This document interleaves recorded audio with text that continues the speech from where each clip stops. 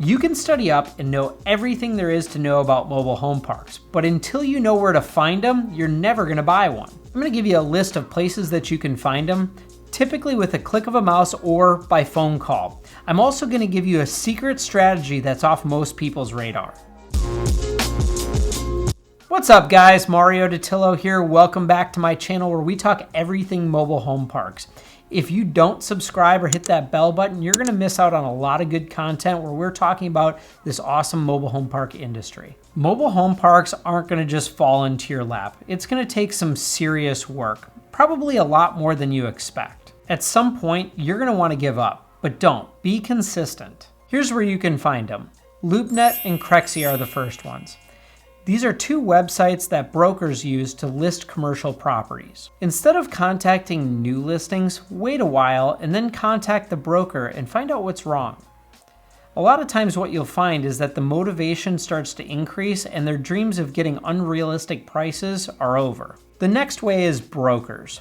They're out talking to the people that you want to talk to anyway, so just build relationships with them, take them out to lunch, fine dine them, make sure that they remember you when the next deal comes up. The next is mailers. This is a proven way to get leads, but it's going to take a lot of time and going to cost some money. Stay consistent with this. Constantly be evaluating and tweaking your verbiage along with your cardstock to maximize your results. The next is cold calling. This is by far the hardest, most time intense and costly way, but it works. The next one is driving for dollars. Now, if you see a mobile home park while you're driving down the road, look up the owner, then send them an email, maybe a postcard or a letter, or give them a phone call and see if they want to sell. Driving around all day looking for mobile home parks is not a good use of your time. But just like when you're shopping for a car, you start to notice them every time you drive by them. So in this case, you could just write down the name of the park and the address and look up their information later and give them a call. The next is eviction courts.